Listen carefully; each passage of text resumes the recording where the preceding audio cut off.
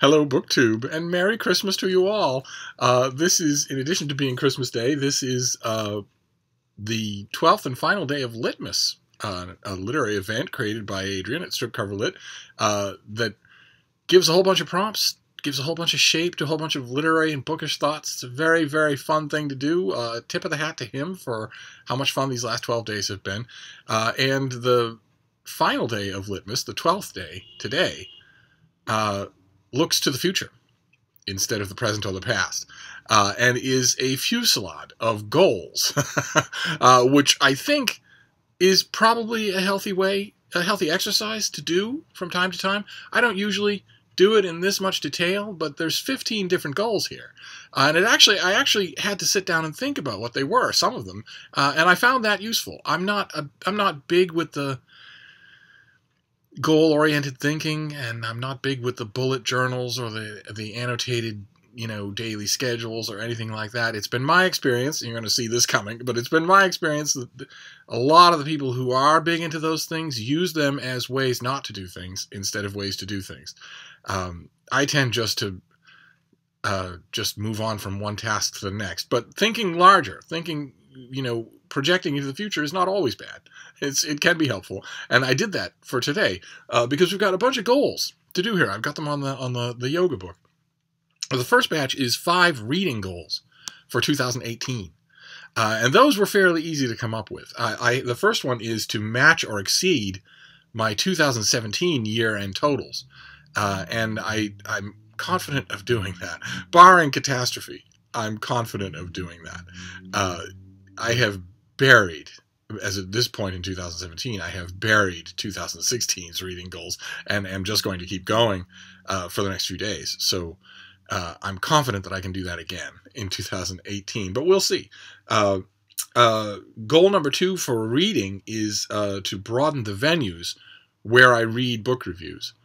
And you might, if you've been listening to these videos, you might think that's not possible, but it is possible. There are a whole bunch of well-established literary journals and book review venues that I tend to ignore for no good reason, and I need to fix that. I need to go to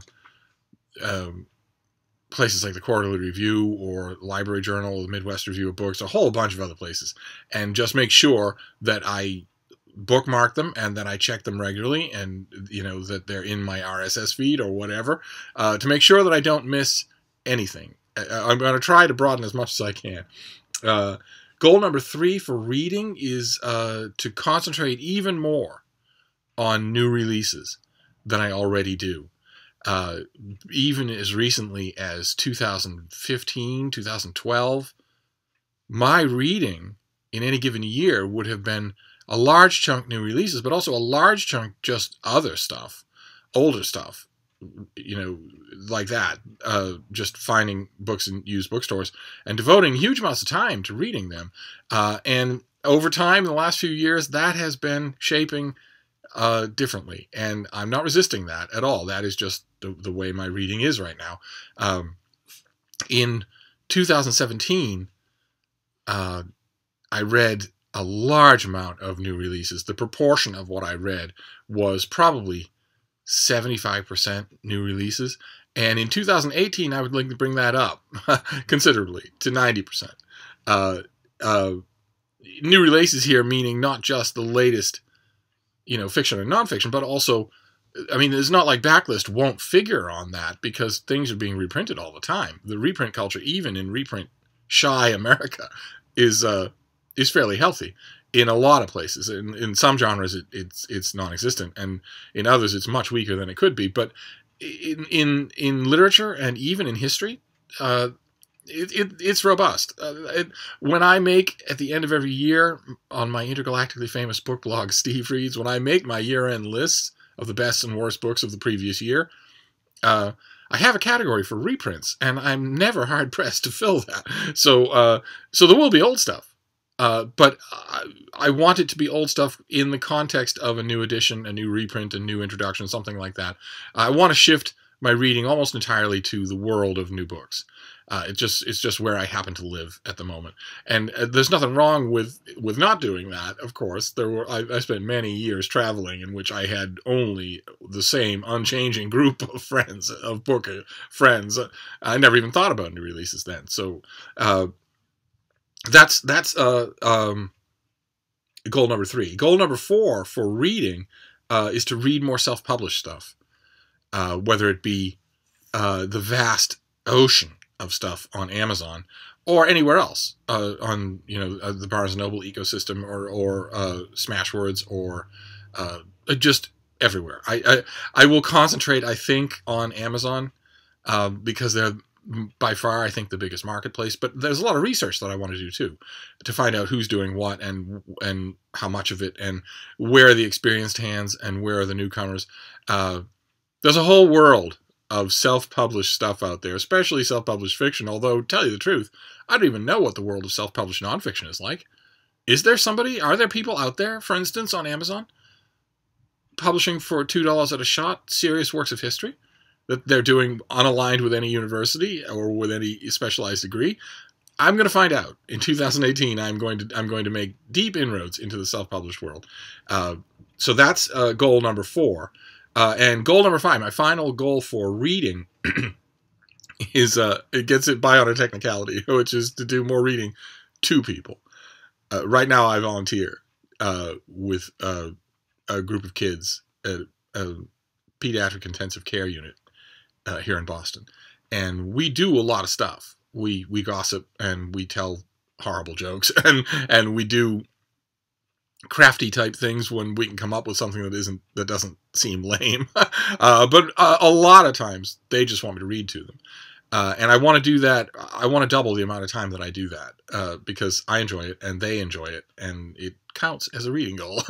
And then the next batch is writing goals. 5 writing goals for 2018.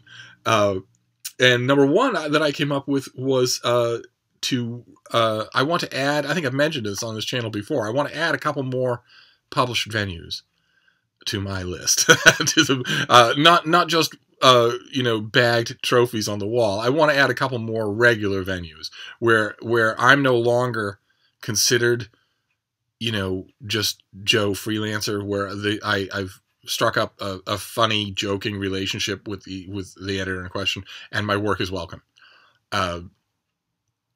I want, I think, a couple more of those. I'm not looking for anything marquee here, nothing major or glitzy. Just a couple more places. And I also should add here as a PS that if you know of such a place, feel free to let me know. Since I'm not really doing it for the money, if you're in a small town and you have a newspaper that runs original content instead of just taking stuff off the wire, and you would like to see my book reviews in your town paper, and you happen by some weird chance to have an inroad to simply go and ask if that's a thing that the editor would even want, you might want to work into the conversation that despite the fact that I publish in a lot of places, I come fairly cheap. I'm mainly doing this for the fun of reaching a new audience. But that's goal number 1, is to reach a couple more of those places. Goal number 2 is to review 1 new book every single day in 2018 for Open Letters Review, which I haven't really mentioned on this channel. Open Letters Review is the new, revamped, redesigned version of Open Letters Monthly, which is the online literary journal where I have been the managing editor for 10 years.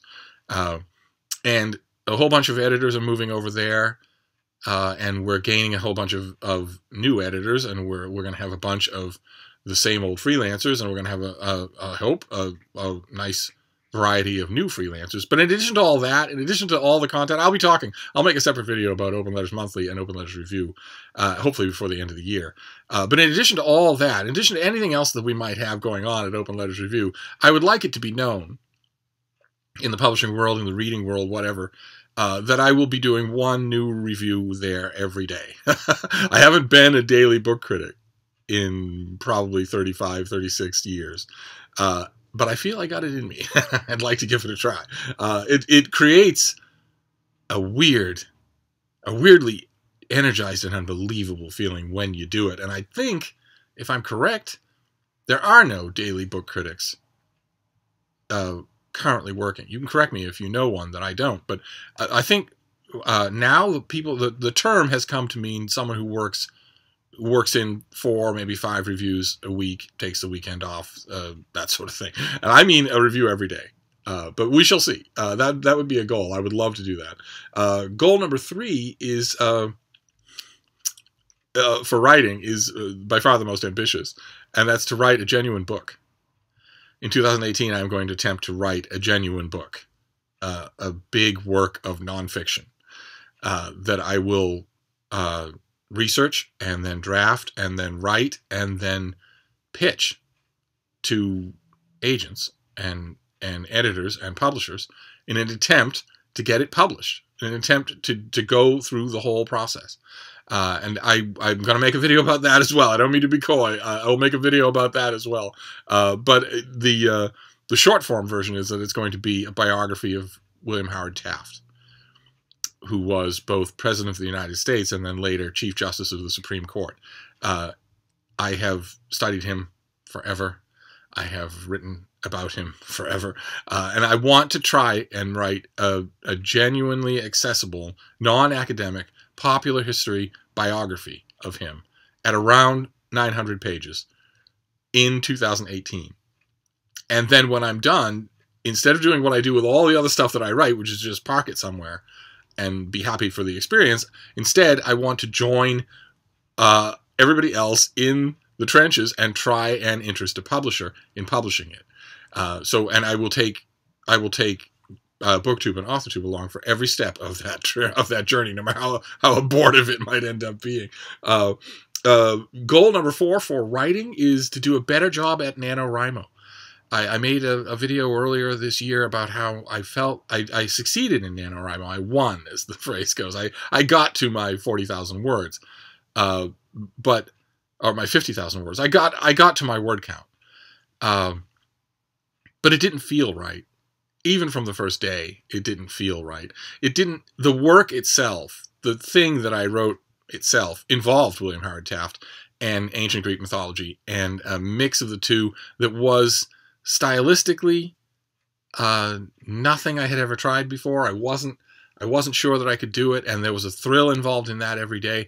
But I have come to the realization after having done that that's not why I come to NaNoWriMo. And we all come to NaNoWriMo for different reasons, and there's no wrong reason.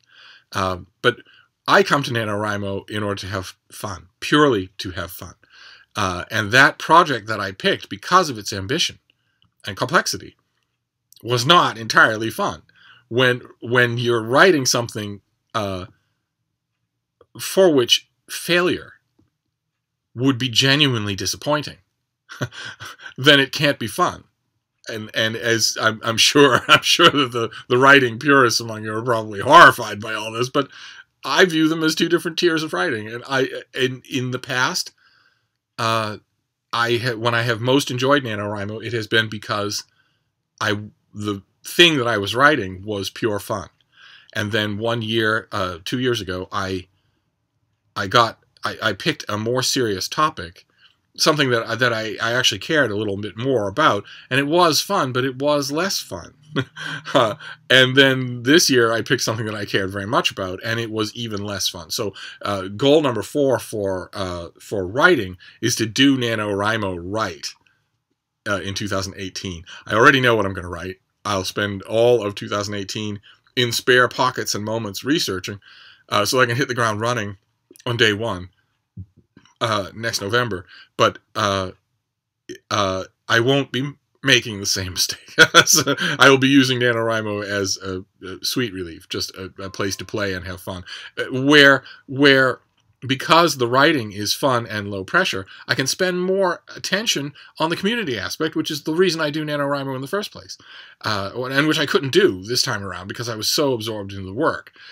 So that's goal number 4. And then goal number 5 is something I've discussed with one of you already, which is to assemble a heap of my older book reviews into an ebook, and go through that experience as well from start to finish and take you along for the ride, where I assemble all of the work. Now that I'll just do alone because that's boring. I'll assemble all of the work. I'll shape it and hone it. I'll add to it and flesh it out a little. Put it in a text, format it, and then I will go through the process of self-publishing an ebook and see what that's like. I have no idea what that's like, and I'm curious to know, because it's a huge part of the literary landscape that I know nothing about from firsthand experience. So that's goal number 5 for writing. And then the next batch of goals is for Booktube. Is 5 Booktube goals. When I first saw that, I thought, oh, surely you don't have any goals at all. Because, right, you're just going to keep doing what you're doing. You're having a ball, and I am. But I came up with 5 goals. I thought I actually do have 5 goals that I come up with. And the first 3 are numerical. So they're kind of arid, but there'd still be something. There'd still be something to talk about. Still be something of interest. I'd certainly milk them for a video. And number 1 is to reach 4,000 subscribers. I think that might happen in 2018, which would be incredible. That would be just incredible. I would love it, and I'd love to make a video about it. And I don't think, I haven't checked in a long time, but I don't think I'm far off. I think it's possible. Goal number 2 is to reach 2,000 videos. I mentioned that in an earlier video, that sometime, if I keep making videos the way I am, then sometime in 2018 I will hit 2,000 videos, which I would be willing to bet is unprecedented on Booktube. And goal number 3 is to reach 1 million views. I had it pointed out to me. I had a teenager point out to me just a little while ago. Pointed to a number I'd never even bothered to look at and said that my channel is approaching 1 million views. I don't think that means anything. I have no idea what it means if it does mean something. I don't monetize my videos, and I have no plans to monetize my videos, so I don't think any of these numbers mean anything at all. But 1 million is a nice big number. It's probably worth a video. As soon as I figure out what it means, I'll have to Google what do YouTube views mean. But the last 2 Booktube goals are much more personal. They're not mathematical. The first one is to do more vlogging. Every time I've taken the iPhone outside and vlogged, you've all loved it, and I loved it too. It's an amazing experience, and I want to do more of it. The main problem is I've discovered I absolutely cannot vlog with Frida. I just can't do it. She's darting everywhere and commenting on everything, and she needs my full attention. And besides, she's not able to go outside on her own, right? I removed that freedom from her life as a condition of being my dog. So when we're outside on a dog walk, it's her walk. She's not a prop in my walk. None of it feels right. And also, half the times that I've tried it, the camera has almost flown out of my hands. And I've broken enough iPhones. Thank you very much. So the one drawback is that she can't be with me when I'm doing it. But that still leaves plenty of opportunities. So I mean to do more of that. And of course, the 5th and final Booktube goal is SteveCon 2018, which I started talking about as a joke, but now I'm serious. Now I want as many of you as possible to descend on Hyde Cottage in 2018. I would like it if we did it in the late spring, before Boston is now home to just Philippines level heat and humidity. We break records. We break the previous year's record every year by a wide margin. So in summer is the wrong time to do it because the concrete in the streets and bridges starts to melt. Advisories come out, and that's just going to get worse. But in the late spring, the mid to late spring, the weather will still be amicable. And that, if we start planning now, that gives all of you time to make your travel arrangements. I would love it if a whole bunch of you could come here, and you can justify it to friends and relatives who don't know anything about Booktube by saying that Boston is a recognized tourist destination, and you will have a very knowledgeable guide for your trip here. And secretly, the real reason will be to pile into the other room here with cheap wine and cheap calzones and talk books until the wee small hours. And we have time to plan this. So what I'd like is to make it the invitation mandatory for everyone who lives within 200 miles of the eastern seacoast of the United States, and optional for everybody else. but that also could be the subject of another video. So those are my 5 Booktube goals, and those are my 5 reading goals, and those are my 5 writing goals. And who knows if I'll be able to do them all in 2018? We shall see. I made a whole bunch of sort of predictions slash goals for 2017 at the end of 2016, and was sure that I would fail in most of them because I knew that 2017 was going to contain personal tragedies, and I just assumed that they would throw everything off track. And I got a lot of the stuff that I kind of sort of envisioned for 2017 done anyway. And I don't know. We can't, of course, know. But barring catastrophe, I don't see any reason why I can't get a lot of these things done for 2018. We shall see. You will certainly be involved. But anyway, that's it for Litmus. I want to thank Adrian again. This was wonderful fun. I look forward to hearing all of your goals for the new year. And I will see you soon. Thank you, Booktube.